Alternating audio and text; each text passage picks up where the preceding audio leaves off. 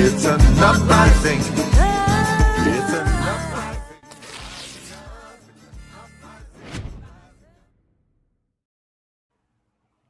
Hello, everyone. Welcome to the Hey, Green Live Stream. I'm your host, Eyde Arndell. I'm here with my wonderful co-host, Mr. Scott Free. hey, how's everybody doing out there? We got a lot to cover today. Oh my gosh. Oh It's kind of God, insane. We started with like a couple of ideas and then it kept snowballing. We've been working on this basically since Wednesday. yeah, yeah. And yeah, the world is just everything seems to be accelerating. I don't know about what do you think, Scott? It's horrific what's going on. No, this has been a really, really bad week. Um, although you think of each week, maybe I would have been saying that each week, but you know, I think obviously, what is happening in Gaza and Yemen is, it's just so depressing that we've gone back into the genocide, and Trump's not going to do anything to stop it. That's just No. no. That's just the reality. It was a little, it was kind of a campaign thing. Maybe it was a little jab to Biden that he could, get a ceasefire done. Well, but he had no intention. It wasn't for a purpose except showing off. Well, I would say it was for the purpose of he wants to steal the land and he wants to make money off of it. Oh, sure. And the drilling rights or whatever, Right. my friend kept telling me there is, lots of oil and gas reserves There is. in Yes. Gaza. So Yes. we got to we think about the money, then you know the story. You know what I'm saying? Yeah. So our first clip, we got a lot of stuff to cover today. We might go long, but just hang in there with us. You're going to love everything. So first clip is from Caitlin Johnstone. Arrow, you want to play that real quick? Katz has published an explicit statement of genocidal intent toward the people of Gaza, threatening civilians in the enclave with collective punishment in the form of total devastation, that's a quote, if they do not find a way to overthrow Hamas and free all Israeli hostages. Katz's statement reads as follows: Residents of Gaza, this is your final warning. The first Sinwar destroyed Gaza, and the second Sinwar will bring upon it total ruin. The Israeli Air Force's attack against Hamas terrorists was only the first step. What follows will be far harsher, and you will bear the full cost. Evacuation of the population from combat zones will soon resume. If all Israeli hostages are not released and Hamas is not kicked out of Gaza, Israel will act with force you have not known before. Take the advice of the U.S. president. Return the hostages and kick out Hamas, and new options will open up for you, including relocation to other parts of the world for those who choose. The alternative is destruction and total devastation. End quote.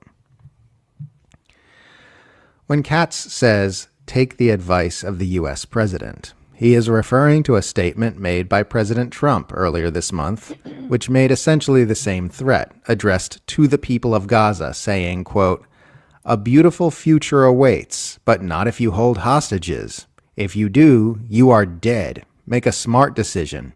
Release the hostages now, or there will be hell to pay later. End quote. When I criticized the U.S. president for these remarks, which explicitly threaten Gaza's civilians, I got a deluge of Trump supporters telling me he wasn't really talking about the people of Gaza as he said, but was rather speaking only about the ones who are actively holding hostages. Katz's statement makes it abundantly clear that they were wrong, and that those of us who called a spade at the time were correct. The Israeli defense minister is simply following Trump's position and reiterating what everyone who isn't a blinkered partisan hack knew Trump was saying 2 weeks ago.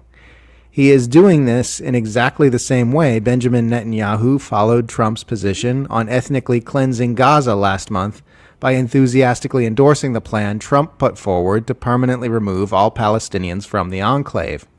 Trump puts forward the plan, and Israeli officials put it into action.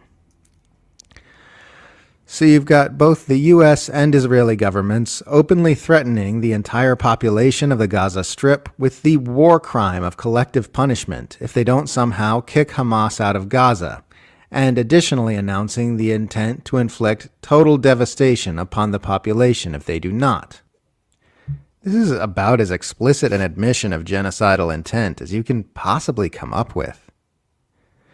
In its genocide case against Israel in the International Court of Justice, South African prosecutors compiled a mountain of evidence of Israeli officials announcing the intent to commit genocide in Gaza, such as Netanyahu describing Gaza's population as Amalek in reference to a Bible story about a people who were completely annihilated on the orders of God, or former Israeli Defense Minister Yoav Gallant describing Palestinians in Gaza as human animals when declaring a total siege on the enclave. Yeah. One thing that really bugs me is how people just normalize relocation. I mean, it's a completely racist concept when they accept it as such, right? Imagine saying, well, we're going to relocate the people of New York City. We haven't decided where yet, but, we're going to. And also, the other thing that's people I guess they don't understand, Hamas was elected to be their leader. So they're like a political party. So it's like, until we kill all the Democrats in New York City, we are not going to accept. I mean, it's what crazy logic that they come up with to try to explain what they're doing, as if, again, Palestinian people aren't people. Yeah, I mean, we've done that in this country. I think that's why our country has never truly been free. We came here with a Puritan attitude and a colonial attitude, and relocated all the Native Americans. They had lush forests and rivers, and we put them in the crappiest land that there is. Yeah. But they still love it, and they found a way to make it work. That was not fair. It's not just. It wasn't right. How many adjectives do you want to put there? It's not good. And all of the conversations trying to make logic out of slavery, right? I mean, back then they had every reason they could think of why it was legitimate, why it was fair to blacks, why it was, it was good for them, right? I mean, they made up every kind of logic that you can imagine, because that's how colonialists work. I think that's gaslighting 101. Yeah. There you go. I love that phrase came from a film. I just think that's so great. It's so a fantastic film. Was it Ingmar Bergman? Gaslight. It was called Gaslight. It was from the 40s. I have it. I can't remember. Yeah, was it the husband was trying to convince her that she was crazy? Yeah, she heard noises and stuff. Yeah, yeah. Sorry, it's even worse Hollywood since there hasn't been an election in years, and more than half of the population is under 18. What's she talking about there? I'm sorry, I missed that part. Has been election in Gaza. Oh, in Gaza. Yeah. Yeah. Wow. Well, again, the one thing that I say a lot that I hope people are realizing is that Israel blew up the airport in Gaza. It's, people don't say, oh, and actually this week they blew up another hospital, a cancer center. They blew up. And like days later, Trump bombed a cancer center in Yemen. So again, one thing that drives me nuts is they announced that Trump bombed Yemen, and they always say the Houthi rebels in Yemen. It's the same logic. Oh no, they're just going after Hamas. You hit a cancer center, that's getting the Houthi rebels. It's imperialism. That's all it is. Yeah, the propaganda that goes out, and every single publication frames it that way. Mm-hmm. It's not bombed the people of Gaza, which they did. I'm sorry, bombed Yemen, the people of Yemen.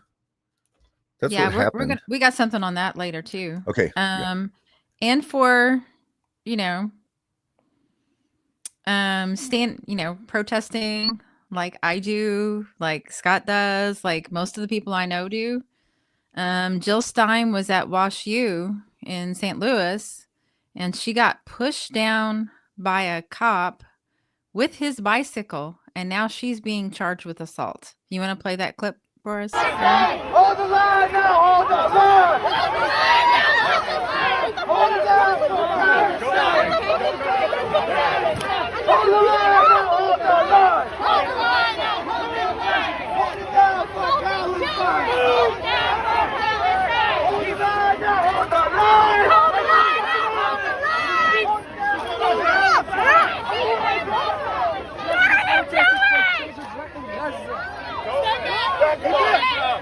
Get back!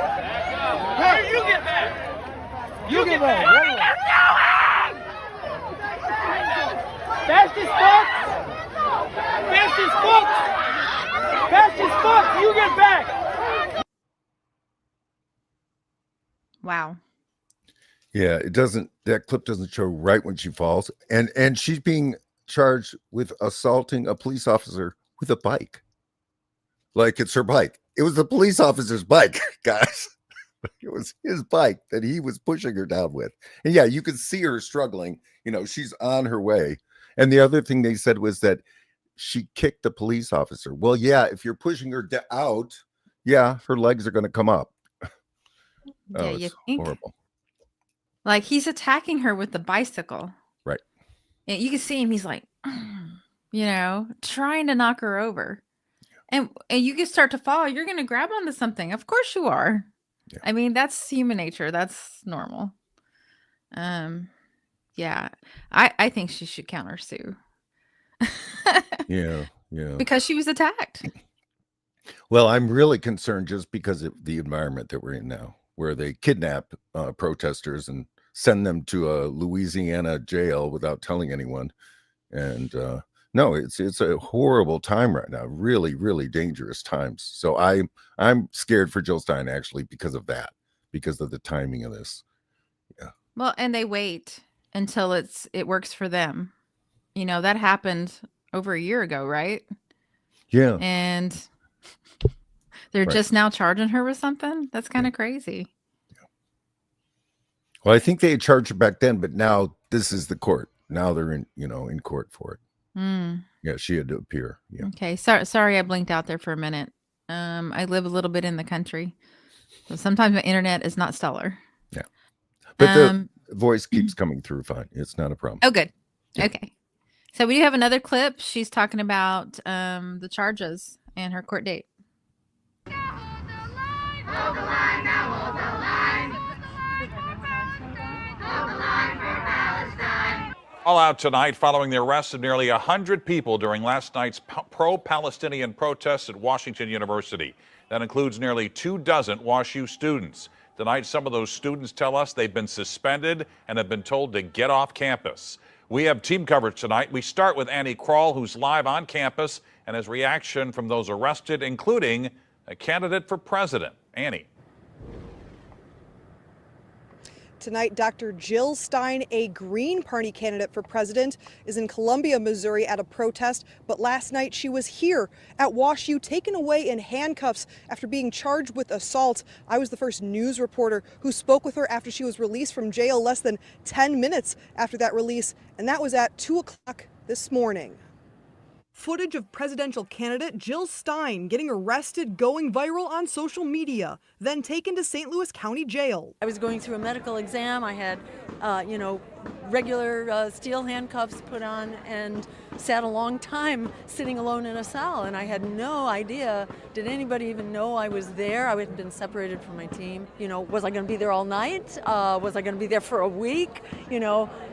What's going on and when could I call my lawyer? So I was just completely led through this process completely blind. Luke Adams, a Webster University senior, was one of the nearly 100 people arrested at the WashU encampment. So what we did was we locked arms and we were chanting, hold the line, hold the line, hold the line for Palestine as long as we could. Eventually, whenever I saw cops with a bike break through, and I saw that they had broken through it, I was like, oh no, we need to seal this back up. We need to close this off. I think the students are doing a heroic and courageous job of posing these issues and this challenge to our universities and really to our whole society. WashU students and local supporters making signs Sunday and talking about the consequences of the night before. As some of their friends who were arrested were told by WashU, they have been banned from campus. What that specifically means for students is a temporary suspension, and also if you live on campus, you must get your stuff off campus. So he's not my only friend who has had to try to figure out where they're putting all their stuff by 8 p.m. Some Jewish students at WashU feel physically safe. However, seeing the encampment on the main lawn of their campus is unsettling. Signs calling for the mass murder of Jews, whether or not they're aware of it, was like, there's not a word. If there was a word stronger than terrifying, I would use it. As pro-Palestinian demonstrations potentially continue here in St. Louis and across the country, students and staff at WashU's Hillel tell me they will keep their doors open for any students who may need to talk or require more support this summer and even this fall. Reporting live at WashU, Annie Krall, 5 on your side. Tonight, the Anti-Defamation League is also responding to the protests seen at WashU and at college campuses across the country. They say the calls from protests for an intifada is reference to 2 Palestinian uprisings that led to terrorist attacks against Jews in Israel. They also denounced the chant from the river to the sea. Between the Jordan River and the Mediterranean Sea is the state of Israel. And so the idea that a aspirational Palestinian state would somehow subsume the state of Israel or displace the Jews who live there is anti-Semitic. The ADL adds they're confident in the safety of Jews in St. Louis, especially on the campus of Washington University. St. Louis city officials who were on campus last night are criticizing the police response. Laura Barchesi continues our team coverage with that and reaction from the university, which says it had the right to take action. Laura. Mike, St. Louis alderpersons say the use of force by Washington University police during this demonstration was excessive, but the university says the protesters violated their policies and they had no choice but to enforce them. This is how the pro-Palestinian protests started on Saturday as they marched toward the Washington University campus. Once they entered campus grounds, that's where our cameras stopped. St. Louis Board of Aldermen President Megan Green shared this picture on Twitter of the large group in the middle of campus, saying it was a very calm atmosphere. A lot of trying to get to know each other while also making it clear that they were there, ask WashU to divest from sending money to Israel or companies that do business with Israel. But in a matter of seconds, she says it turned into this. There is no time limit. And university police, along with St. Louis County Police, started arresting people. A total of 100 were taken to the St. Louis County Jail. WashU says 3 of those officers were injured. And I think the use of police in general was excessive. Alderwoman Alicia Saunier says the way the university handled this was terrible. Regardless of how you feel about this issue, we should all have the right to use our voices in a peaceful manner. Washington University responded with a lengthy statement saying in part it quickly became clear through the words and actions of this group that they did not have good intentions on our campus and that this demonstration had the potential to get out of control and become dangerous. When the group began to set up a camp in violation of university policy, we made the decision to tell everyone present that they needed to leave. St. Louis Attorney Scott Rosenblum says because they are a private institution, they can limit what happens on campus. I certainly think they were within their rights to arrest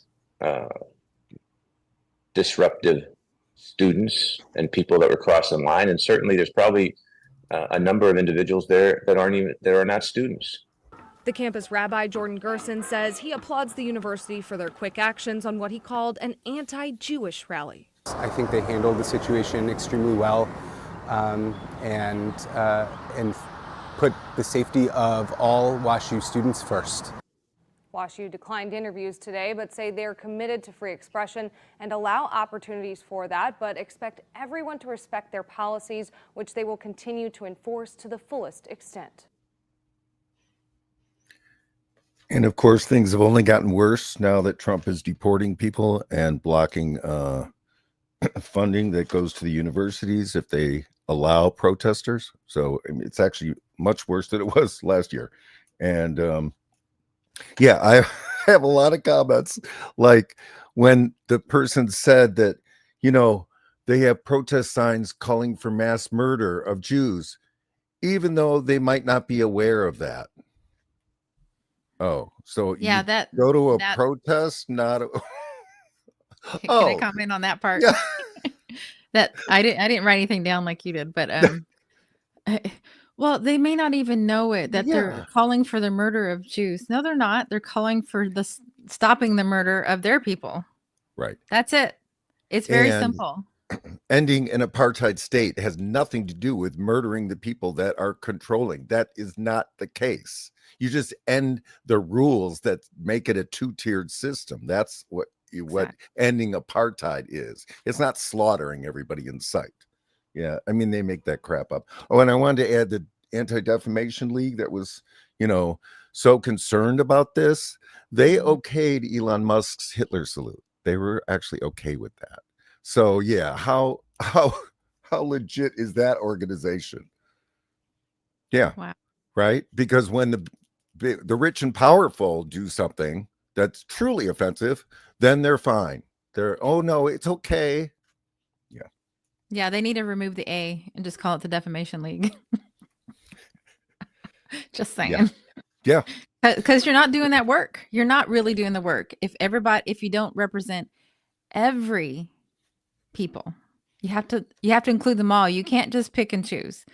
Either people are getting defamed or they're not.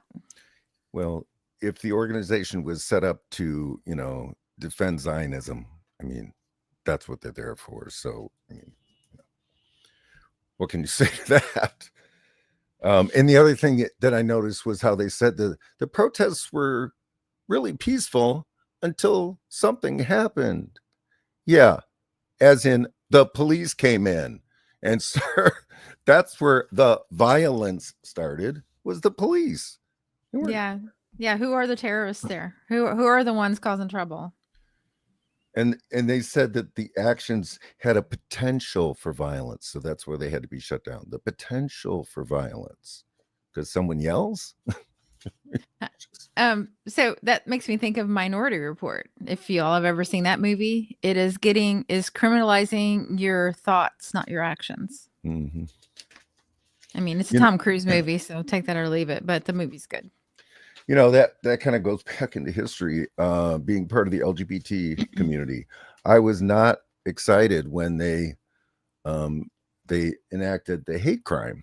And I know that sounds very unpopular to say, but I was like, yeah, but they're going to use that against us. It might start like it's sounding good, but, you know, because it was against anti-gay violence and that people had hatred when they committed these acts. But it's like, okay, but that is a thought crime. That's what you guys are legislating on, what the person was thinking when they did that. And this may be very unpopular opinion to those folks out there, but that's how I looked at it at the time, you know. And I think you should be charged from the actions you do, not what you're thinking inside. A good comment, Kalia. They really have to define what DEI means if they are allowing one group, Zionists in particular, to be held to a different standard than everyone else. Yeah. And I think I agree with you on that. Leave that up for a second. I think I agree with you on that because they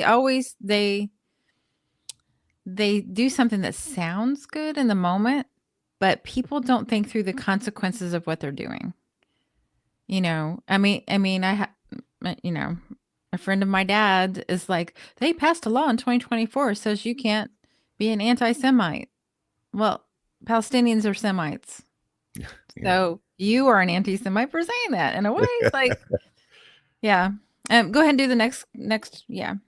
The presence of Jewish students, what's up, Anna, at these encampments just highlights how asinine the accusation of anti-Semitism being shoved down our throats by every single media outlet. And shaking my head. Right. Not in our name. I mean, there's a whole bunch of Jewish organizations that were out there. And, you know, I went to a lot of those protests, and every single one I saw when they had the speeches, there was a Jewish representative there to say, this is not what we want. This is not what, so it's such a lie, Yeah, Zionists, in my opinion, and I'm just a, regular white girl. I don't know, but they seem very anti-Jewish.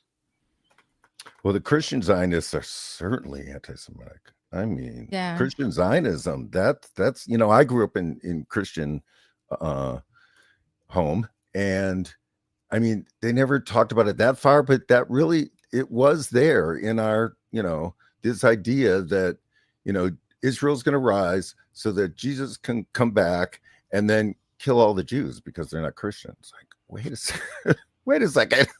And all the rest of us, because we're not worthy. Right. Well, right. All like the it's Mike Christians, Myers. We're not but worthy. without a doubt, the Jewish folks go first. And I mean, it's sick. It's just sick. And that's the Christian side of Zionism. Yeah, I was raised in the Christian church too, and there's the good side. Every religion has a really good side that is full of love and care and community service, and they're just wonderful. And then there's the other side that's full of judgment and hate, and so that's why I'm not a Christian anymore. I couldn't sign on to some of the judgments that they do. I felt like I was constantly not measuring up. So, I was always I was a little atheist baby. I never believed it. And I always thought, that I was in church and you hear these stories and I was like, oh, well, these are cute stories and they got a moral. I get it. I get it. But then I grow up to be an adult and all the people around me are all Christians. I'm like, wait, no, wait. Don't you understand those little stories they were telling? Well, I found the hypocrisy. Like, I'd ask the hard questions. Yeah. True story. The church that I grew up in, most of the people there were awesome. However, we had a youth choir director that got in trouble for marijuana back before it was legal. It's not even legal in Indiana still, but anyway. Okay. So they fired her from her job. So I'm asking my pastor, I said, I thought we were about forgiveness and inclusion and all the things. I thought we were about love. I don't understand. Well, she can come, but she can't be in charge of anything. I'm like, she didn't offer it to any of us. What are you talking about? That was what she did on her personal time. I remember it has nothing to do with us. Right. I remember in Chicago at North Park University, they fired a teacher for being a lesbian. It's a Christian, it's a Christian organization, right? A Christian university. They fired her for being lesbian. Wow. And then I talked to my family and they were defending it. I was like, oh, God, stop. God, stop. God, stop them. Please. Anna's got a comment here. MSM be like, there are protests at colleges across the country in response to, oh, never mind. Why? Look at the 3 counter protesters who think protests are anti-Jewish. I know, right? They go pick the one person. Yeah, it's so true. I mean, I just also have to give it to the student protesters. I mean, they are putting their careers on the line. They are putting everything on the line, and they're back. I mean, they're out there protesting again. These folks are so brave. They are so brave, and they're doing it from the heart. This is, it's incredible. Shout out to Status Quo for covering the protests in New York. They were fantastic. And they were talking about that. We're going to have to sacrifice to stop this because we've tried everything else. Yeah. I don't know what that means. It might be your job. Are you going to feel comfortable in your 6-figure job if, families are being killed that are, related to you, basically? Your people are being slaughtered. And then the counter protesters were telling them, well, go live in Palestine. Like, don't y'all know we're freaking American? Those people are Americans protesting. I've been protesting since November of 2023, and I am American. And, go live in Palestine. Yeah, you try it for a week and see what you think. I mean, it's just, Oh my God. Again, most of these people are clueless. They have no idea there's a barbed wire fence around all of Gaza. They have no idea people can't escape. Hmm. And they have no idea that they destroyed their means of taking care of themselves by putting things through the middle of their olive tree groves, just destroying the land. It was on purpose. It was the literal divide and conquer on the map. Yeah, they banned construction materials to go in so they could rebuild something after it was bombed. No, I mean, Yeah. it's So thanks for all the comments, y'all. Sorry if we don't get to all of them. That we got so much to cover, but thanks for being here. yes, And thanks please everybody. like, subscribe, and share this stream. I think it's going to be a really good one today. So much to cover. So moving on to the people trying to stop the imperialism going on in Gaza is Yemen. My favorite country. This was your thing. I can read the headlines if you want to discuss it. Houthis claim retaliation as U.S. says it strikes to continue in Yemen. Yeah, there has been some fighting back, thankfully. Trump bombed Yemen, and as I had said previously, also a cancer center in Yemen, and they are striking back. Tel Aviv has been rained on with, again, these are lighter missiles. It's not, the mother of all bombs or anything. And also coming out of Palestine too. They are doing it too because, and it really shows just how sad and sorry the other Arab nations are. Nobody else stands up for Palestine except Yemen. I mean, those folks. Yeah, and millions around the world. Yes, but I mean, like actively, sending those missiles to stop these people.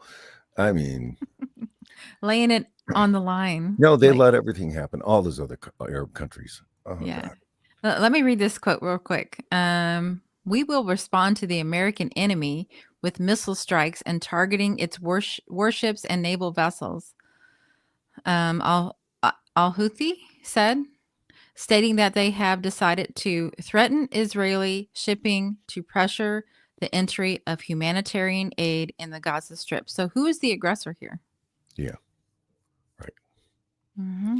No, I think the coolest story of last year was the Yemeni pirates going out and attacking these, ships that had missiles and bombs that were, sent, with their aim on Palestine and disrupting the shipping markets. Right. It was, I mean, the primary thing was to stop the missiles. But they've done real damage to the Israeli economy through the, blocking the shipping routes. So again. Yeah. I mean, they're Hail resisting. Yemen. Yep. But after ordering the initial attacks, U.S. President Donald Trump said he would use overwhelming lethal force until the Houthis ceased their attacks on shipping along the crucial maritime corridor in the Red Sea. The Houthis, who began their attacks on shipping containers in response to Israel's war on Gaza in 2023 and in defense of the Palestinians, reiterated on Sunday in separate comments that the naval operation will continue until the Gaza blockade is lifted and the aid is let in. The Houthis here's the key part. The Houthis had halted the attacks when the Gaza ceasefire took effect in January and have not launched any attacks in the 2 months since.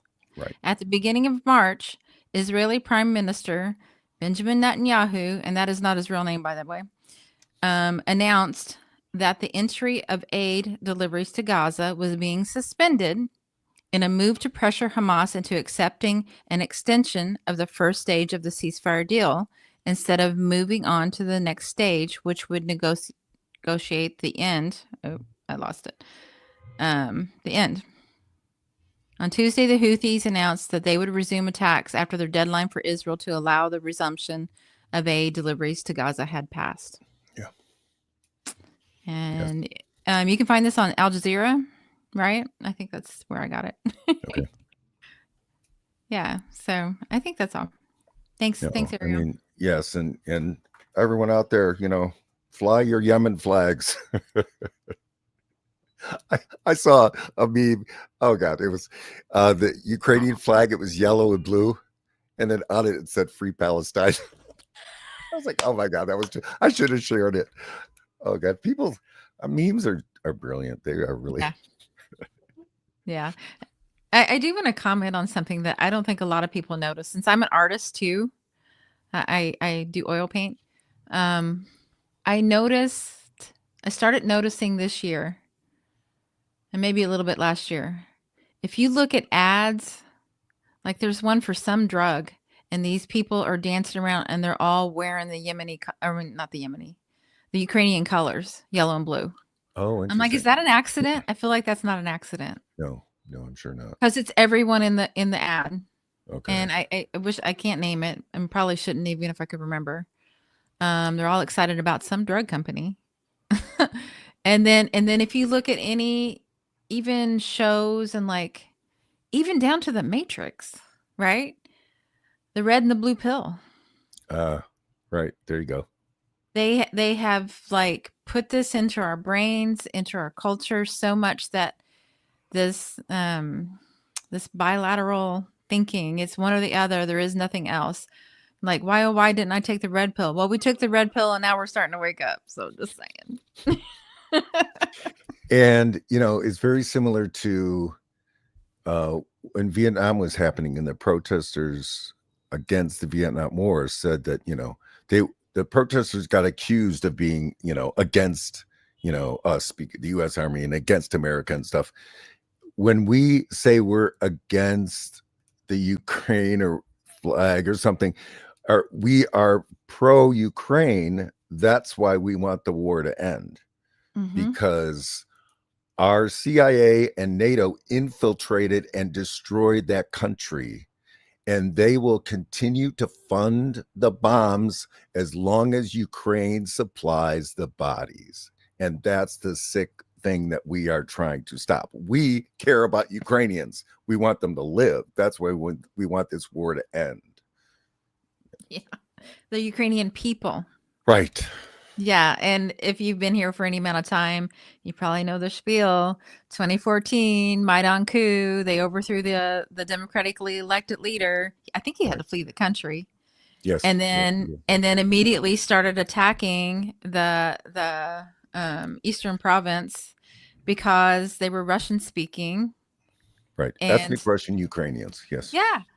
They started, remember all that talk about, oh my gosh, Saddam Hussein and all these people, they gassed their own people. Well, you ever notice how the narrative shifts according to wherever the money's going to be made? Just saying. Right.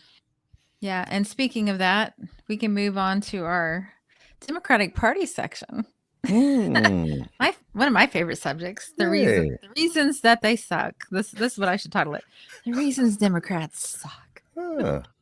And we'll never do anything for you. And Republicans suck too, but we don't even need to say that. That's another argument. They suck. We don't have to say it. Everybody knows it. That's fairly obvious. I still want a T-shirt that says Republicans stab me in the front, Democrats stab me in the back. That's perfect. Vote green, so people, or at least third party. Just. Well, I'd go with green if I'm just saying. Yeah. You want to bring up the first clip there, Ariel?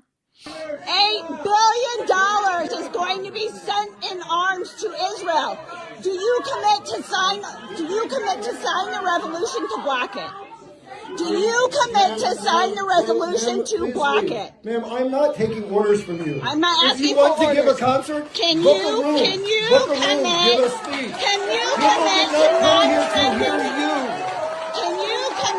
to not sending you? Can you pause, Ariel? Pause for a sec. Show some respect. Hang on. He's not going to take orders from her. I thought people were elected to serve their constituents. She's a constituent. Continue. That's for human life, Sean. Show her some respect for human life. You haven't. All you have ever done is always get your way. Does not mean you're genocide is not about getting our way. What you're saying. Genocide is not about getting our way. What you're saying right now, what you're saying is that I'm not going to get my way when my people are being slaughtered. What you're saying is I'm not going to get my way when my people are being slaughtered, and I want you to stop funding them. Right. Hamas Thank didn't you. Absolutely. Absolutely.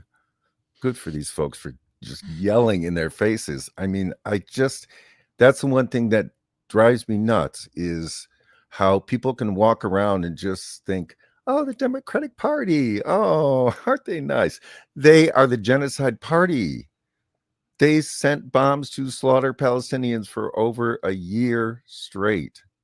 How can anybody be affiliated with that sick organization? That's sick. If you're going to allow that, and again, same with Republicans, it's sick. I would say when people show you who they are, you need to believe them. They've shown that they don't care who they hurt as long as they get to keep the gravy train going for themselves. I mean, back to the election, Kamala, however you say her name, I really don't care because I don't have any respect for her, and it's as a person. Has nothing to do with her race, nothing else. All she would have had to done was say, yes, I disagree with Biden. I'm working on a ceasefire agreement right now, just like Trump did. And I will stop, sending arms to Israel. I think people would have got off their couch for that. Yeah. The problem was that people stayed home. They're like, psh. And we're here to tell you, you don't have to stay home. You can come vote Greens and we will take it to them. Trust me. Right. No, I mean, and it's even just, again, I kind of say the Democratic Party. Okay, maybe she could have said something nice. Well, what about all the other Democrats who keep voting yes, send the bombs, yes, send the bomb, all of those Democrats? I mean, they think it's okay that like there's 3 Democrats who talk a little progressive, and that's supposed to be okay. I mean, where is it okay when 97% of the organization is complete, utter sick trash? I mean, how do you think that that's a good situation? Yeah. Ariel, you want to bring up that comment? What's the name? Revolutionary Blackout. Nick Cruz. I'm a huge fan. Savvy Sabs. Yes. JB, right. which is going to be on our show. Yes, he's coming to our show. We're very excited. In June, so stay tuned. Supporting Democrats is supporting genocide. They had every opportunity to stop bombing children. Republicans are no better. 2 wings of the same corporate-owned bird.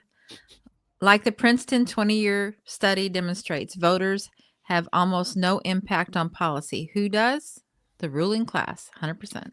I think the Princeton study found that there was no relationship between people's. It's like, when they correlate, when it's 0.001 or something, it's a statistical thing, but their conclusion was no relationship. Yeah. If you want to read that, can you see that, Scott? Oh, here it is. Yeah. Right. Literally doesn't care what you think. Exactly. Yeah, that's a study, by the way, a Princeton study. Yeah, it's not just an opinion piece. Yeah. No, it's well researched. Yep. I remember when that came out. Yeah. It's pathetic. I mean, they consider themselves aristocracy at this point. They think they do not have to listen to us, but what they don't understand is without our labor and our cooperation, they have nothing. So this is their pain point. You hit their money. I canceled my Amazon account. Yeah. Like, why do we need that? We didn't need it 15 years ago. We were fine. You don't need this tchotchke if you can't find it in your local store. Yeah. Sorry, the next clip is long. So, there are small acts of resistance that you can do without being a protester. Just think about where you spend your money. Did you have anything else, Scott? I was going to bring up the next clip. Oh, just that one of the most effective things where they're feeling it in terms of this Israel-Palestine is BDS. This is, I'm sure, the most successful BDS movement, and it has to continue and it has to grow. But without a doubt, this is I would imagine this is the most successful use of, hitting the capitalist pocket that we've had. So keep going, BDS. And we have an anti-BDS law in Illinois, but we're going to work on getting rid of that thing. We're working on it. There's so much to do, so little time. We need more people, so join us. Yes, darn it. join us. Join us. Think about what you want to work on, and we'll find space for you to work on that stuff. Ariel, you want to bring up the next clip? A one-word answer would be socialism. But to elaborate more, for sure, you definitely need mutual aid. But you already elaborated on it. What are the skill sets of the working class? We all have different skill sets. We all bring something to the table. They say it takes a village to raise a child, right? So if we all bringing something to the table, money is just material. I've been unemployed for the last 5 years, y'all. Even founding and creating the union, still unemployed till this day. It's not about just having money. It's about having a good support network, like Afeni touched on, and knowing your neighbors. I'm able to do the work that I'm able to do because the people around me, they uplift the work. They uplift myself when I'm down. They're there for me whenever I need. They show up for me. They do beyond things beyond that people cannot even fathom. For me, just for me knowing that they have a role to play. There's roles, there's leaders and there's activists, and leaders' job is to activate the activists. And once again, that doesn't mean that everybody has to be either or both. If you're an activist, get active. If you're a leader, you got to lead by example. And when you're organizing, you have to sacrifice something. We all here right now because we're sacrificing time away from even the work, even whether it's on the ground, whether it's away from a project, but we're sacrificing our time to plant the seeds in those who are watching this chat and this live stream. And when I was organizing against Amazon, I sacrificed the time away from my own children, as a single parent, knowing that, my kids are 12 years old. They may not understand what the hell I'm doing right now, but 5 years from now, or even now in middle school, they're starting to learn about labor. The teachers are in unions. I've been able to do some tours at elementary schools and beyond, but at a younger age, we're getting to them, and that's a big piece to how we educate people on labor, on how we can get to a general strike. A lot of people don't even know their rights. They go to a job, they get hired, they don't even know their workers' rights. They don't even know they have rights with or without a union. You just get a job because you want to get that money, and you get a check to check. You're not thinking about what's going to happen if the job fired me until it happens. Yeah, and that's a lot of things. That's the problem with America. We're wretched. Yeah, that's for those don't know. That's Chris Smalls. He founded the Amazon labor union, and he got fired for doing it, I believe. Yeah. And he's been doing this for 5 years. I know that clip was a little long, and I would like to say, it's the Palestinian saying, right?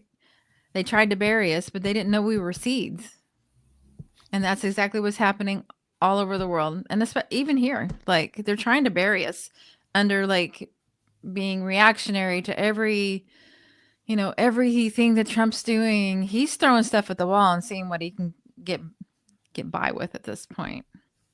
Proactive instead of being proactive.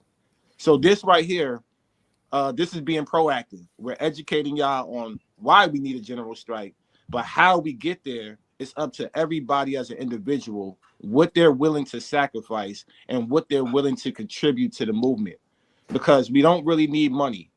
If everybody brought their skill sets and their resources, we'll be just fine. And I can promise you, if we shut shit down in this country, the billionaires is coming to the table in one day. It'll only be a one-day strike in America. Imagine Amazon not being able to deliver your packages for one day. We're talking 2 million workers. We're talking 2 million. The Teamsters Union, 1.5 million. UAW, 1 million. So these major unions, once again, with their millions of members or hundreds of thousands of members, if they stopped endorsing these politicians, attached themselves to grassroots movements, we got mutual aid instantly. Because right now, I can tell you right now, they got the Teamsters alone got $350 million in strike funds, just piling up. The same thing with the UAW, the same thing with the AFL-CIO, the same thing with SEIU. All these major unions got millions of dollars in strike funds. But you know what they'd rather do? Instead of saying, you know what, let's give this mutual aid to grassroots organizing, we'll give it to these politicians and endorse their campaigns. And that's another issue, you know, that we have to address. And that's a big. Yeah, absolutely. He made so many brilliant points. You know, and when he was talking, I just thought about, you know, the history of labor unions. I can tell you, I didn't learn that in school. They didn't teach that in school, at least not in my school, right? And that he makes such a good point. Unions, because, you know, the oligarchs learned how powerful they are and their potential for power.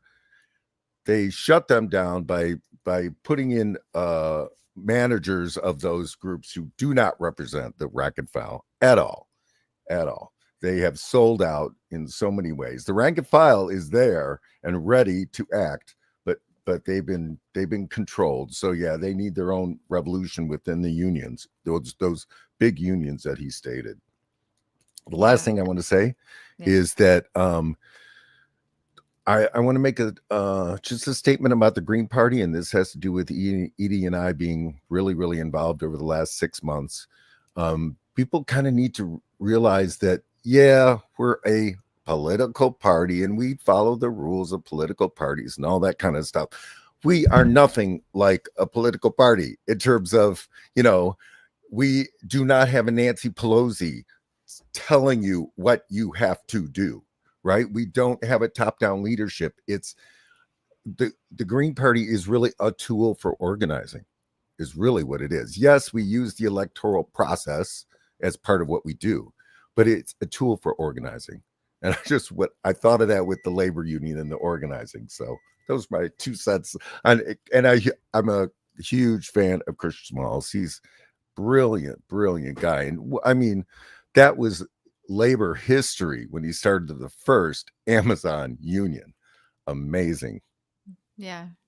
I mean, if anybody has read anything or just even talked to like your elders about what happened, people died to create the 40-hour work week and to stop child labor. Mm-hmm. And guess what? The robber barons would love to go back to just making you a slave to the job. We're already halfway there, y'all. Like most people need a couple of jobs to survive and all that. And we're going to talk about a union thing that's happening tomorrow. Little teaser, a little later in the show. But you want to bring up the savvy part? Part of the problem, Chris, something I wanted to ask, you and Afeni.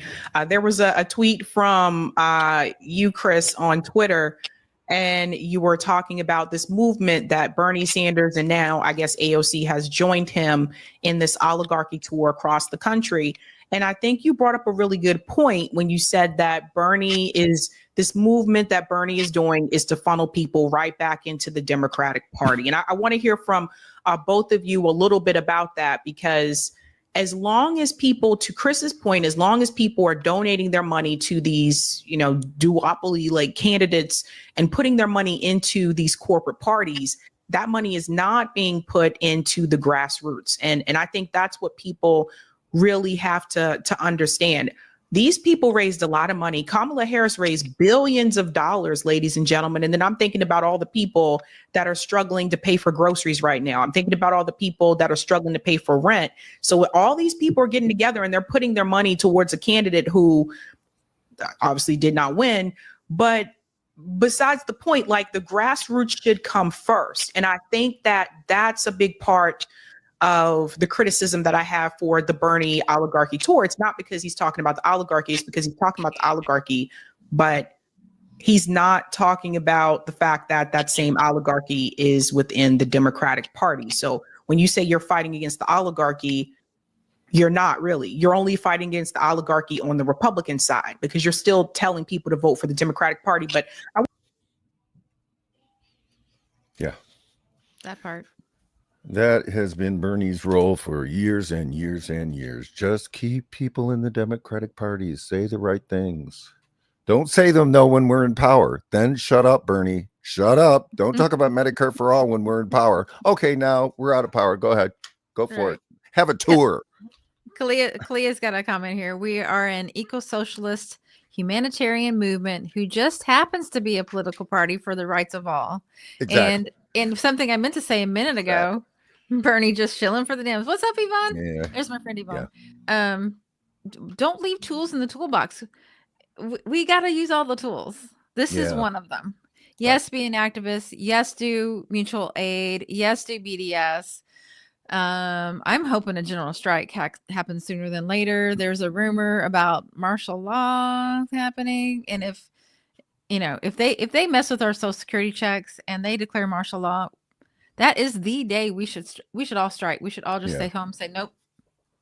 I'm taking the money out of the bank. I am staying home, and that's it. The Illinois Green Party is promoting a general strike specifically on the issue of Palestine and the West Bank and Yemen. Now, I guess we should add that to our graphic. So we do ask people. I know, we're thrilled that there are so many issues now where people are thinking that a solution is general strike. So we're not sad at all that maybe there's other ones that might be bigger, but we do have one.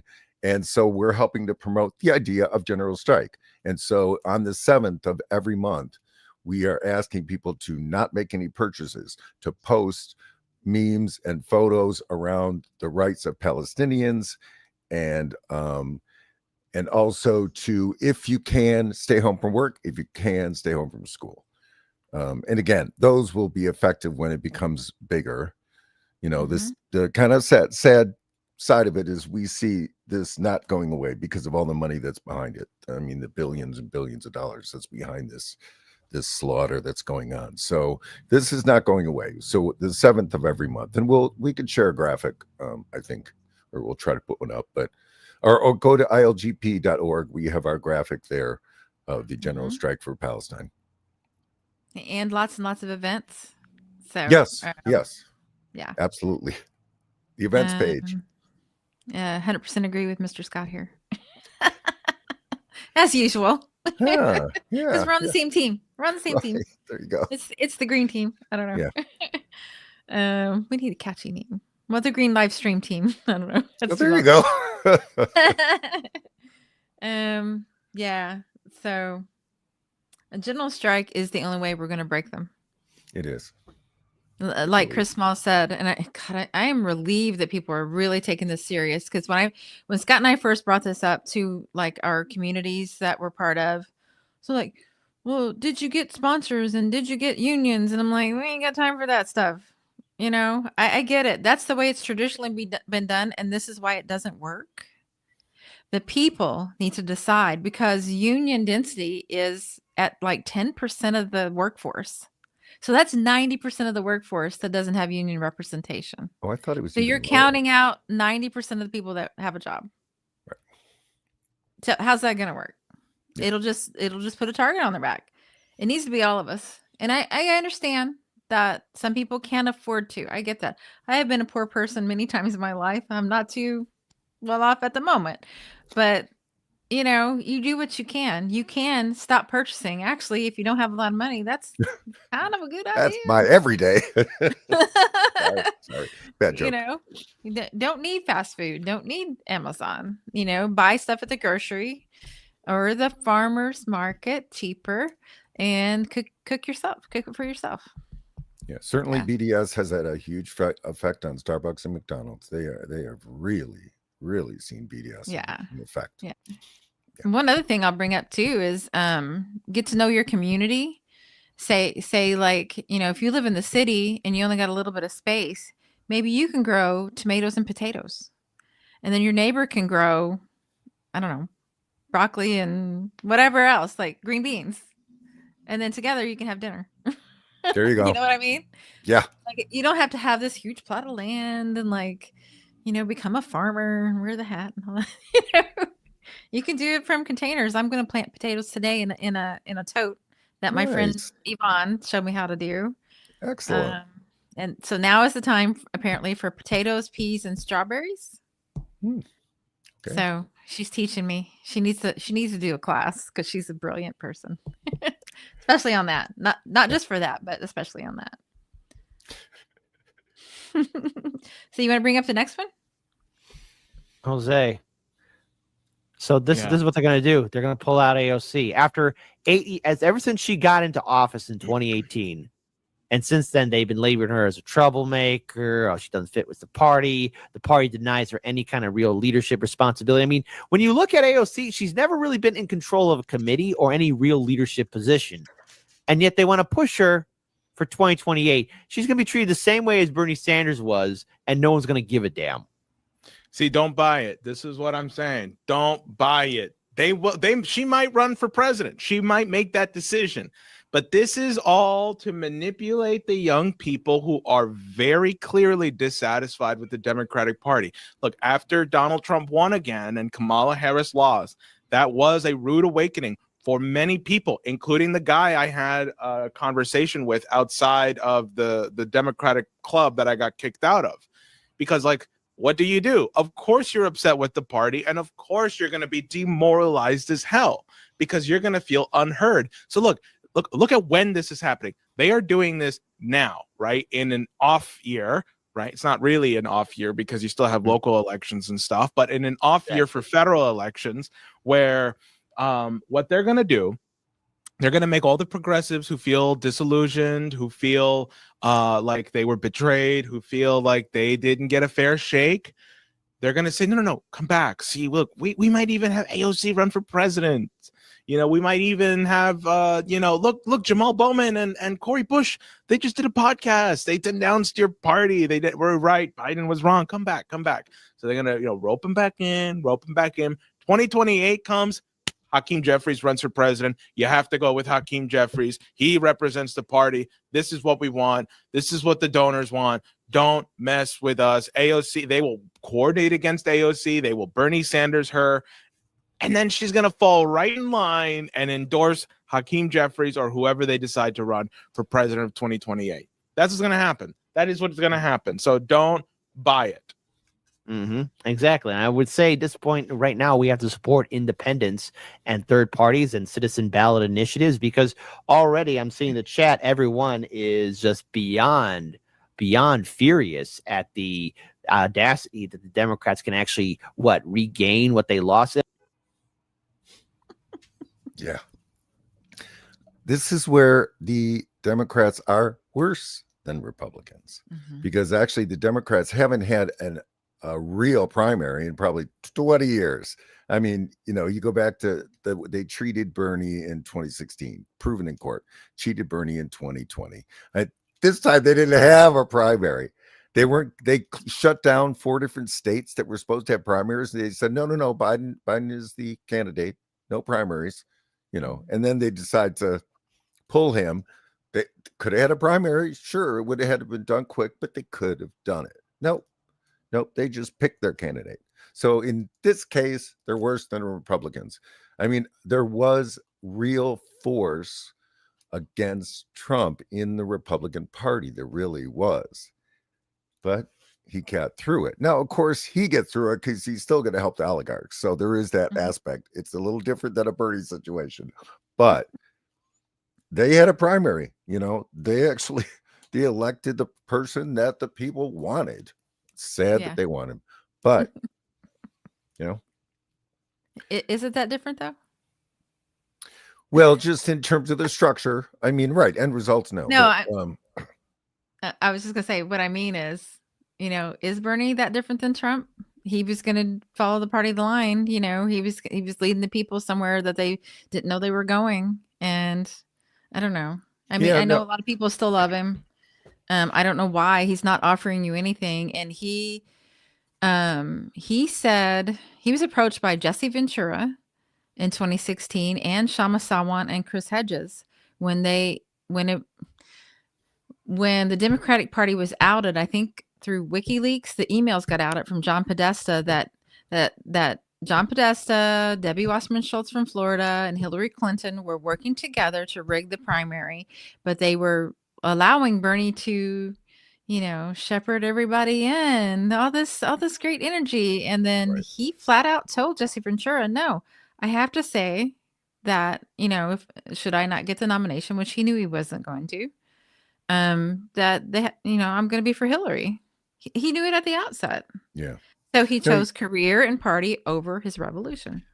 No, you make a really good point. Right. If he's saying that early on, then did he have ever had any intention of revolution? I think you're right on that. I do think you're right on that. It was a great PR campaign. Oh. And it kept people away from the Green Party because they knew Jill was a threat in 2016. Well, that's why I say that of all our politicians, Bernie Sanders is the worst one because he's the number one opponent to actual progress. Mm-hmm. Because he tricks people into thinking, giving them something to believe in. I don't understand why they still believe in it, but they still do. There are people that do, and enough of them. But I don't know. I think if AOC ran, I don't even think she had Bernie's principles. I think she's already sold out to the right. I think she'd be, not quite as bad as Kamala, but no, it's they have chosen her as the next person to keep people coming back to the Democratic Party. There's no doubt. Again, she was probably chosen from way back. Way back. That was the intention. That was going to be her role, the new Bernie Sanders role. Yep. Yeah, she was probably chosen when Bernie started to rise in 2016. Like, well, he's old. We got to get somebody to replace him. Yeah. And I don't know if you remember, was that 2020? They had that huge concert in New York. The reason I really remember it because the Strokes played. It's one of my husband's favorite bands. Okay. And it was right after Bernie had that heart event on stage. And they showed AOC in the hospital room with him. I'm like, I wonder what that conversation was like. God. Yeah. Like, wouldn't you like to be a fly on the wall for that one? And his tune changed after that too. Like he might have been thinking it, but they put the hammer down. And I don't know if you all saw, I think it was on Bad Faith, which we don't have that clip, but go check out Bad Faith. Cori Bush and Jamal Bowman are starting a podcast. And they were talking about what happened during Force the Vote. I think it was Force the Vote. Or it might have been something else. No, I think it was the Build Back Better. They were trying to hold the line for funding for the people. And so they split it.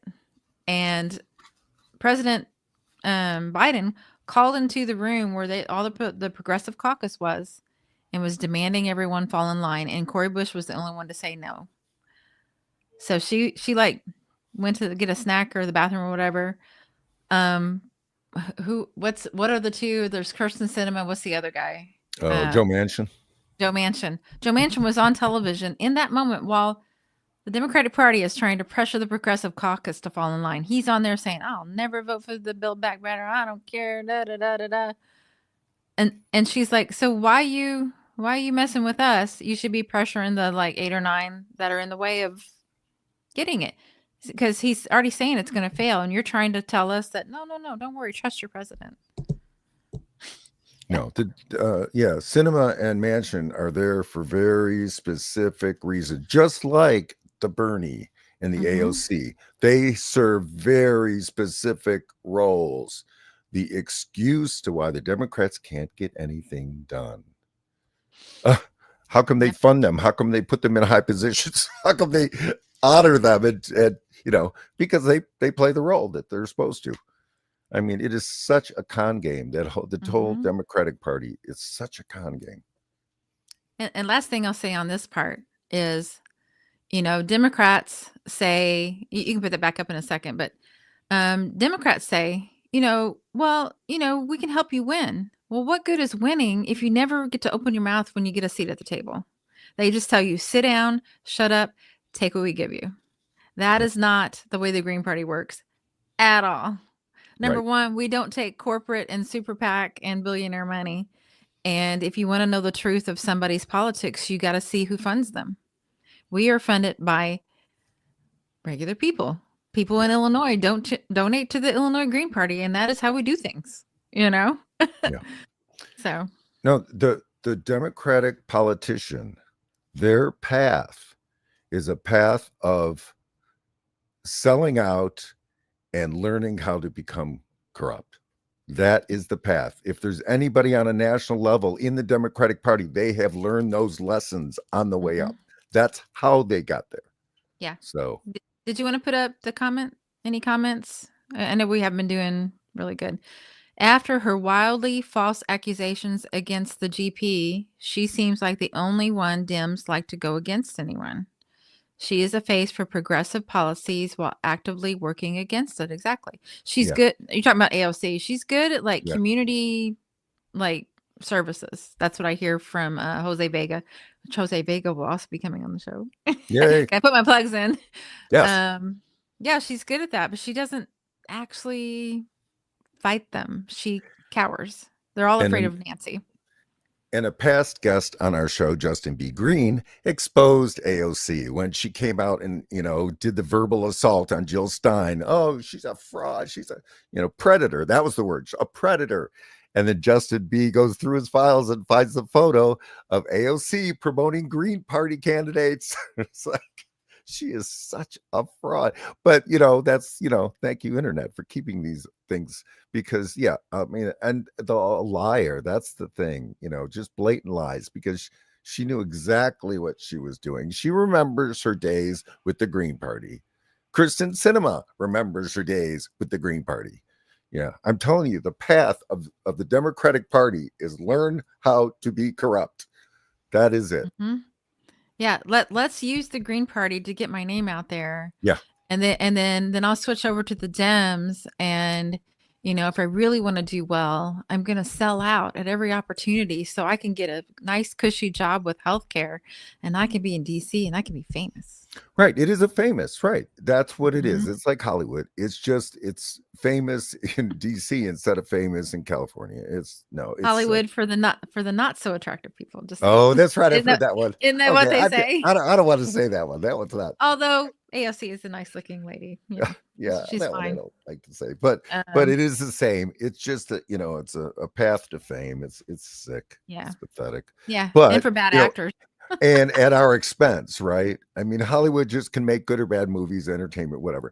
No, this fame is destroying our lives. That's the problem with this kind of fame that people want to achieve. Yeah. I would also say Americans' obsession with celebrity, we need to quit. Oh God. Just stop. Please. You got to throw it out the window, even people that you support. So I've been having this long conversation with a friend of my dad's. I said, you're taking this stance because you like Trump. Yeah. You admire him. And I'm like, if I got my favorite person in the world, if Jill would have won, I still would have watched what she did. And if I thought she was wrong, I'd tell her. Right. That's the difference between us and that crowd. Like, we do not admire celebrity. That is not what politics is for. It's about serving the people. If you're not serving the people, you need to go.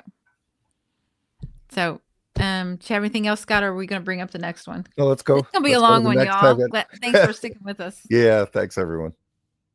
Rahm Emanuel.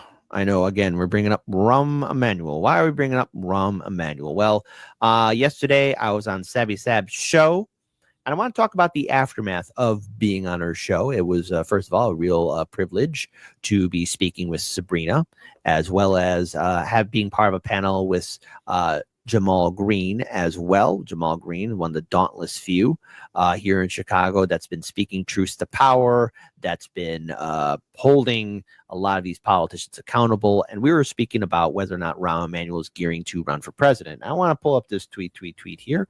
I want to give a huge shout out to Case Study QB as well. But this is in regards towards Rahm Emanuel gearing up to run for president.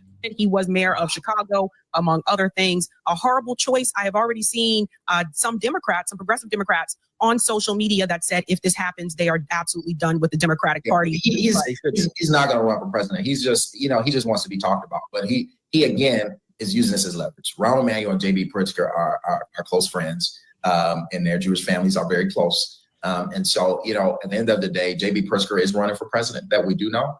And at the end of the day, y'all gonna have to help Illinois save us from Rahm Emanuel, because at some point this year, you're gonna see a sharp pivot, and you're gonna see Rahm Emanuel trying to run for public office right here in this state. Hopefully, JB, when Dick Durbin steps down, hopefully they don't broker a deal to appoint Rahm Emanuel as U.S. Senator and make it to where he's appointed rather than him run for it, even though he'll still run, but he'll be appointed as U.S. Senator. Trust me, it's a lot of crazy things that's going to happen in Illinois, from the governor's race to the Senate race. And we got to be paying attention over the next. We need help. And the thing is, like, it's going to be 2026 when that election cycle happens. We're going to be talking about, Jamal, I'm pretty sure I'm going to be inviting you on my show to talk about this as well. But everyone, let's drill this in your head. What's wrong with Rahm Emanuel? Unchecked political corruption, gentrification in neighborhoods, the black sites where, again, harsh interrogations were being used. You have, again, environmental racism. You have political corruption, the cover up of the murder of Laquan McDonald, and so much more. Shutting down and half the mental health facilities, too. And of course, we also want to add, if like the foreign policy perspective, again, he supported the Iraq war. So everyone remember that. Every war we had. Right. When you think about 2008 housing crisis, he was a part of that. So don't forget about those things.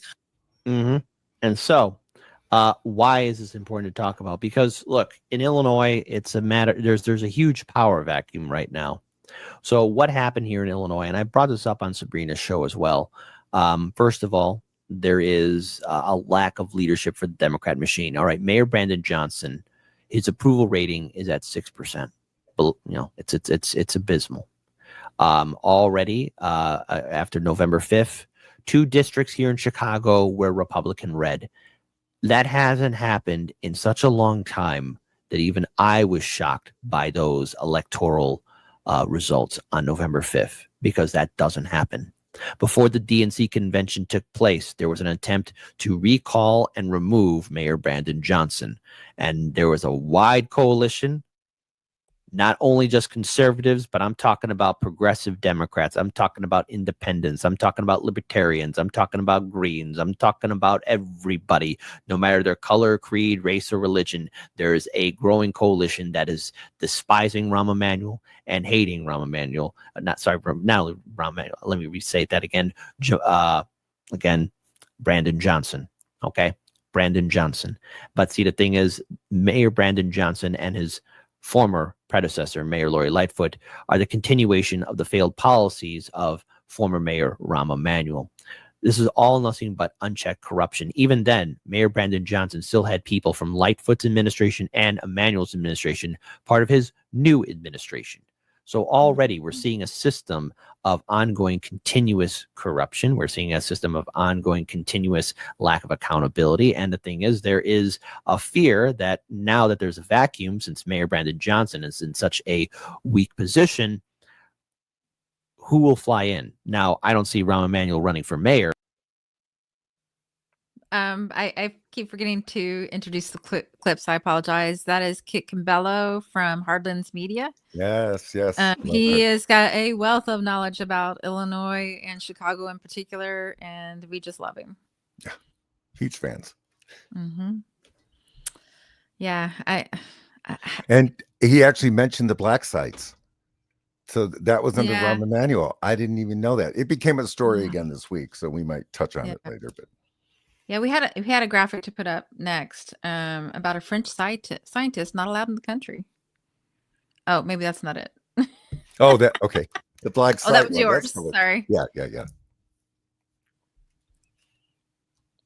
Yeah, a French scientist who flew to a science conference in the U.S. was denied entry and deported back to France by Trump's border patrol just because they searched his phone, and found messages that criticized Trump's spending cuts to scientific research. So now you can't even criticize him? Yeah. So all you MAGA Trumpers out there, how would you feel if this was Biden? How would you feel if this was AOC doing this to you? Just saying. You gotta like take out the personality and look at the facts. That should never happen. France is an ally. Why are we not letting French people in here? France gave us the darn Statue of Liberty. You know, they helped us, right or wrong, like create our country. So just saying. I thought I heard a little thing that they were talking about it going back. I didn't catch the news enough to know the details, but oh my God.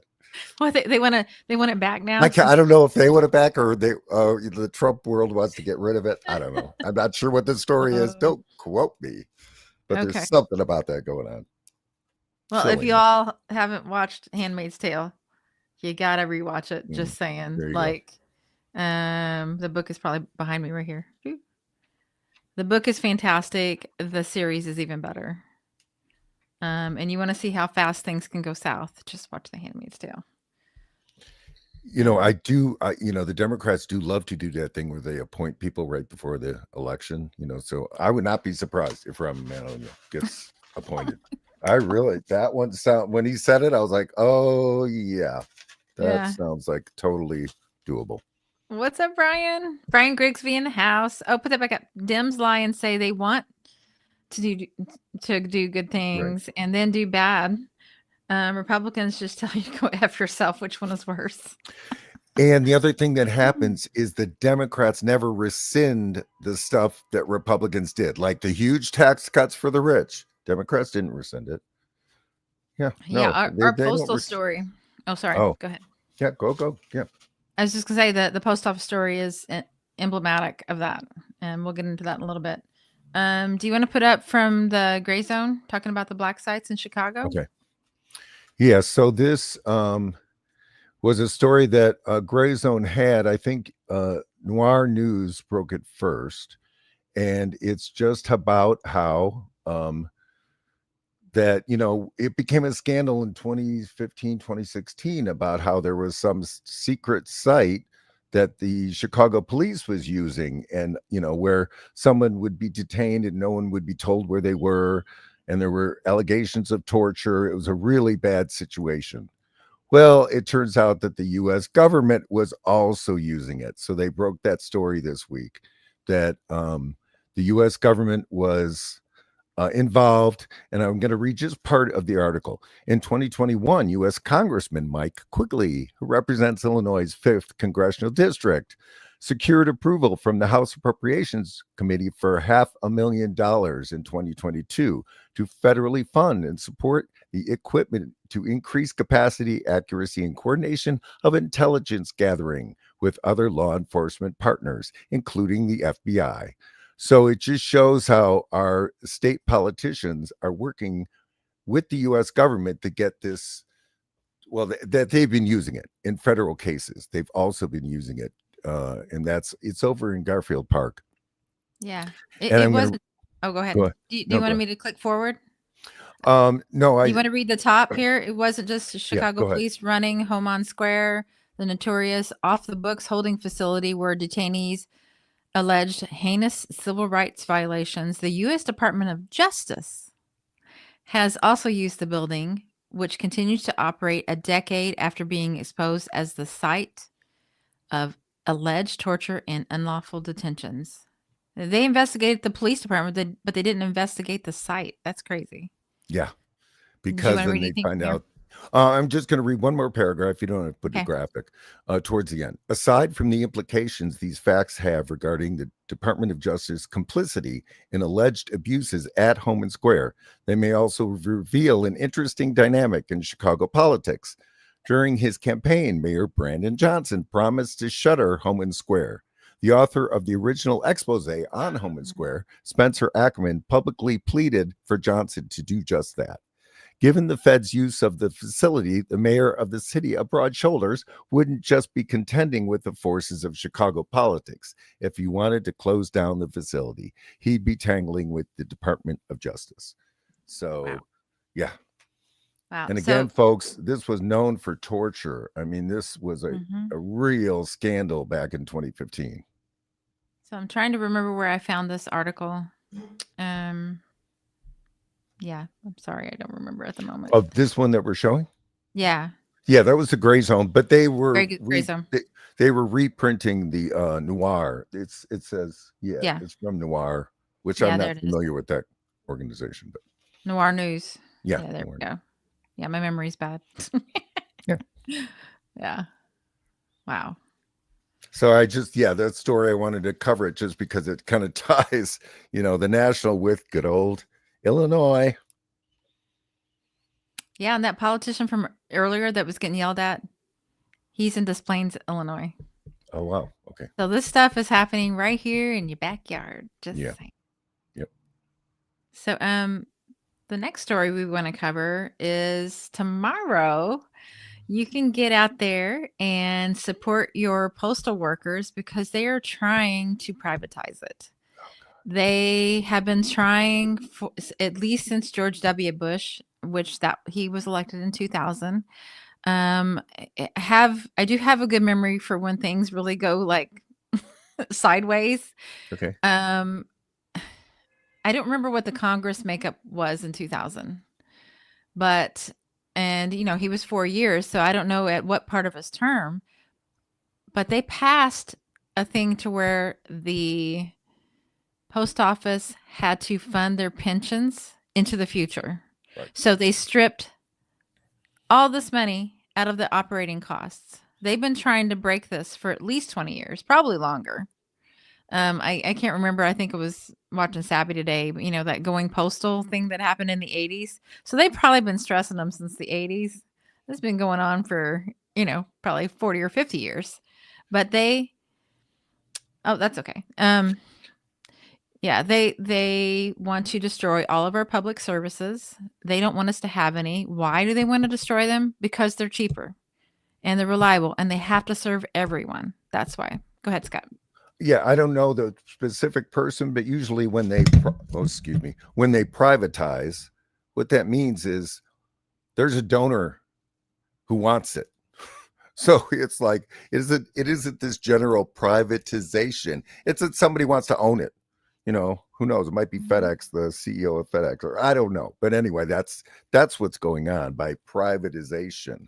Like in the city of Chicago, they handed all the parking to one person. That was when Daley it was like the last days of the Daley administration. They gave it over. Privatization is just giving it to one person, a CEO of a company. So that's what is behind what's going on.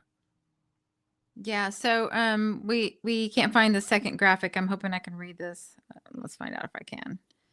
So if you go to NALC, National Association of Letter Carriers.org, you can find out where it is in your town. I'm going to go to the one here in my city at 1:00 tomorrow. It's tomorrow, y'all. Yeah. The 285,000 active and retired members of the National Association of Letter Carriers have a message to deliver.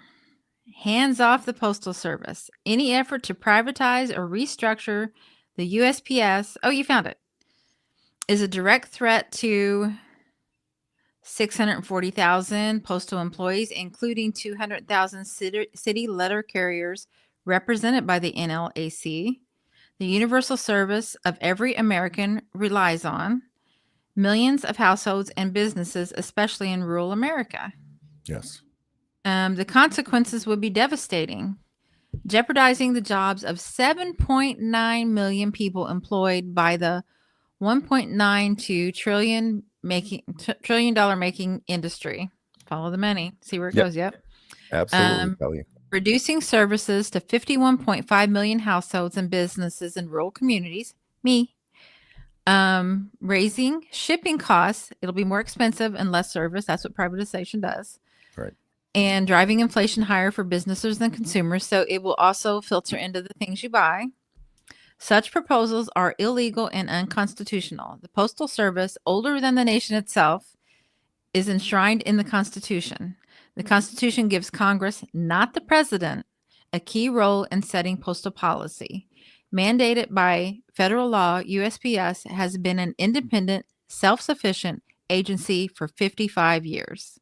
We are fighting to protect the jobs of 640,000 USPS employees, including 73,000 veterans, to uphold our universal service obligation, delivering 376 million pieces of mail and packages to nearly 169 million delivery points nationwide.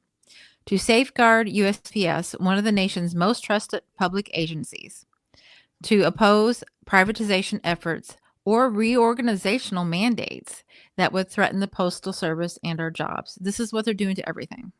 Oh yeah. No, absolutely. This is the playbook. End socialism wherever you can, because it's a postal service, right? If it's privatized, that means their biggest concern is going to be money to the shareholders. That will be the priority.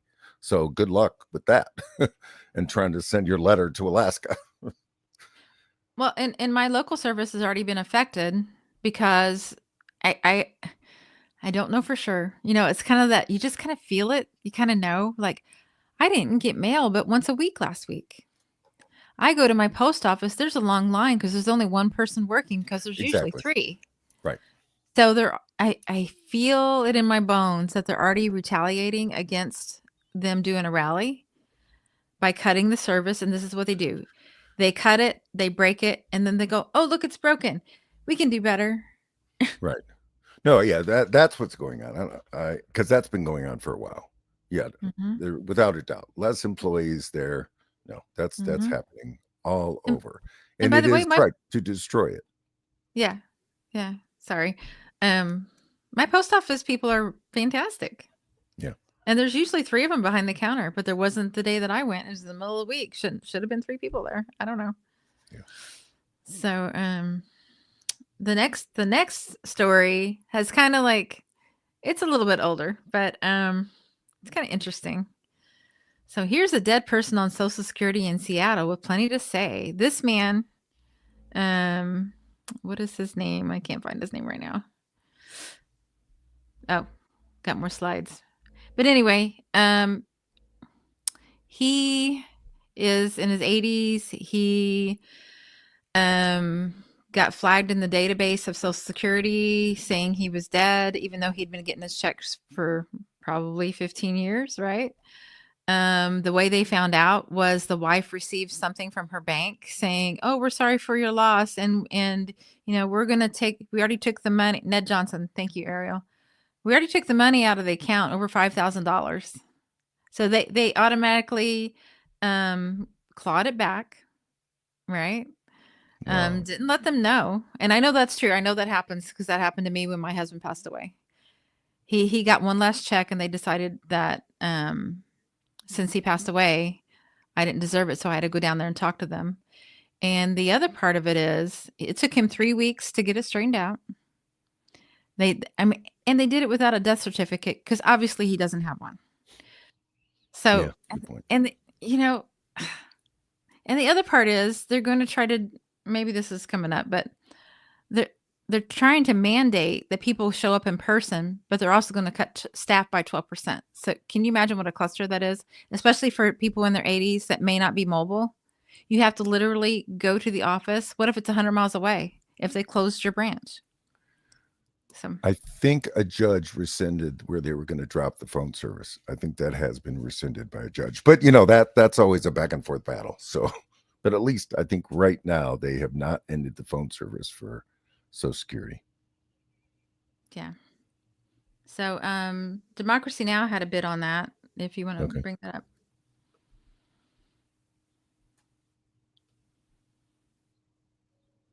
Ariel. Oh, you don't have that one? Okay. Well, we had it where they were referencing the popular. Yeah, Richard Boykin. So Ariel says I can zoom in. I don't know how to zoom in, but anyway.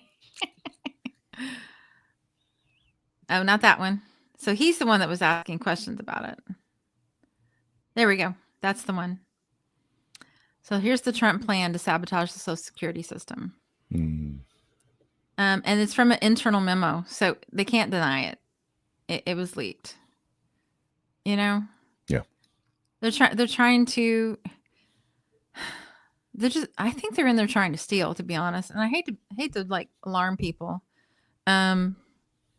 My friend Yvonne, this is unconfirmed, said that she thinks that Musk has access to our automatic payment system now, so they can see who you donate to. And it's probably done so they can control this part. Yeah. But they're gonna look like, oh, I donated to Palestine, or oh, I donated to whatever. So we have to stop them. This is what I'm saying. We don't have time to wait. We got to do this stuff now. Scott, did you have anything?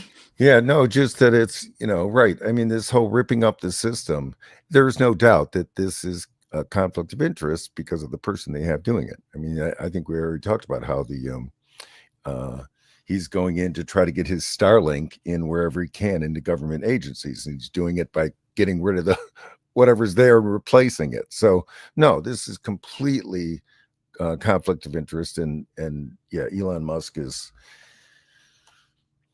yeah, he's a one-man destruction team. I mean, it's really sick that it's happening in this way. I've always a lot of times I've complained that, when the Democrats do something, because Obama did cut agencies. I mean, all the Democrats have cut agencies too.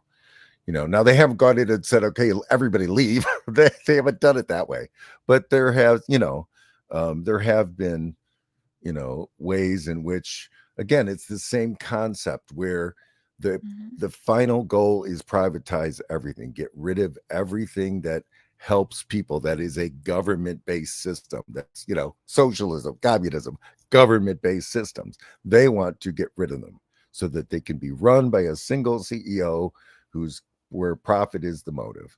And so, yeah, it's happening throughout our government. They want to destroy government. I mean, he got trying to get rid of the education department. Right, Kalia. That's exactly, you read my mind. They should worry about defense spending and leave Social Security alone. They're doing all these cuts, but they're not talking about that. Right. I can't remember who said this. I heard this week, and I thought this was brilliant because it's about the military spending globally. The U.S. spends money for offense militarily. That's what we do, is offense. They call it defense. We do offense.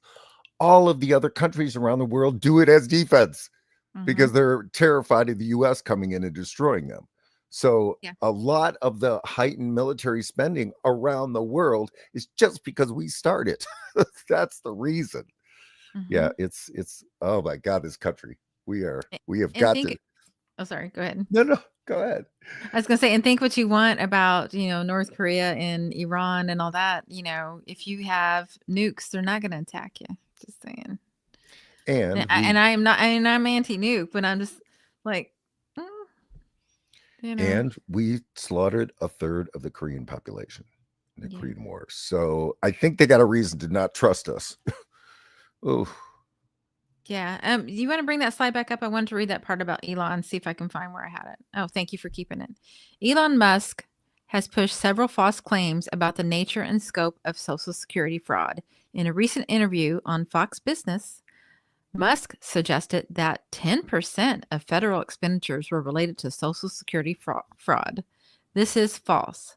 Social Security fraud does exist, but improper Social Security payments amount to about $9 billion annually, less than 1% of total Social Security benefits paid, and 0.1% of the federal budget. Most improper payments are not criminal fraud, but a result of beneficiaries or the SSA failing to update a record. And guess what? When they find it out, they take it back. So it's a temporary thing. Like, that stuff gets fixed. And you think firing 12% of your workforce is going to help this? And I like how, I don't like Thanks, it. Ariel. That's what they always say. Oh, we have to stop the fraud, Medicaid fraud. Oh, we got to get in there and solve that. I mean, can you imagine Medicaid fraud? Somebody cheating their way to a prescription or cheating their way to healthcare? I mean, Jesus effing Christ. I mean, right? It's like, oh my God, it's supposed to be free anyway, bitches. Like, right? What are you doing? And that's why the fight for Medicare for all. Word. That's all right. That's the right, fight for Medicare for all and universal health care, because they're already trying to claw back what we have. They don't want to give us anything. Oh my God. Medicaid's a great system. I'm on it in Illinois. Yeah. I pay nothing when I go to the doctor. Yeah, which is how it should be. And I paid into the system from the time I was 19 years old till I was 57. So I earned it. Whether you earned it or not isn't really a thing. But if for those who are like, oh, you just want free stuff. No, I freaking earned it. And whatever money you got from me, I am more than willing to pass that on to somebody that wasn't as fortunate to have the job that I had. I believe in taking care of people because that makes Right. our society better. And a society is judged by the way they take care of their poor and their sick and those that are less fortunate. And we're not doing so good right now. Right. And the propaganda machine hates China, hates Russia because they get free healthcare and free education. That's why they hate them, folks. This is true. What do we have next, Ariel? Oh, maybe that's it. Okay. Did we get to the end of our long list? Woo! I know we had a lot to cover this week, but yeah, it's Well, we one only of were those weeks. 40 minutes over, so that's No, it. yeah. Yay! No, it's fine. Ah, No, so I know. I mean, yeah, it's a difficult time in this country. It really is. Watching things just being slashed. It is feel like slash and burn. That's for sure. yeah. This country is, but that's And what I we're here was, for, to try to fix things. yeah. We're the Solutions, Edie. That's what you always say. green solution Solutions. team. There we Yeah. go. Yes. You got a problem? We got solutions. Just come on There over. Yeah. Yeah. What does Green Party have coming up next? Let's see. Oh Can you my help me? gosh. So tomorrow Well, is the USPS rally, right? yeah. Oh, I was not prepared for this. I'm sorry. I apologize. I just thought maybe we should tell folks. Yeah. No, it's all good. And let's see what's happening. Trivia night. Tomorrow is the rally. There's Illinois Green Party Trivia Night. It's a fundraiser. So it's Friday, March 28th. You can find the Zoom link on the events page, ilgp.org/events. And it's fun. The trivia nights with the Green Party are really cool. I mean, yeah, it's a little, the questions are a little aimed at politics, but it's really, really fun. And then the next day, actually, we're doing canvassing, flyering for Gokhan Kukurova, and he's running for Park District? Medina Park, commissioner. And that's in DuPage County. So we're going to be doing that. And the general strike for Palestine that we talked about, that's April 7th. And then our big spring convention is April 26th. And that's at the Sulzer Library in Chicago, 4455 North Lincoln Avenue. It's going to be 10 a.m. to 4 p.m. We'll have new officer elections. We're going to be talking about strategies and running workshops and having some presentations. So we recommend everyone come. It's free, open to the public. So that's the spring convention, Saturday, April 26th. And we should be announcing our slate of candidates for 2026. That's in the plans, in the works. So stay tuned. Yeah. And I would say thank you all for coming. And Thanks, like everyone.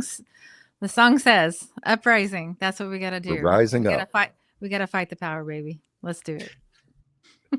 Thanks, everyone. Thanks, everybody. An uprising, we're rising up. It's an uprising, we're rising up. It's an uprising. Fight the power. It's an uprising. Fight the power.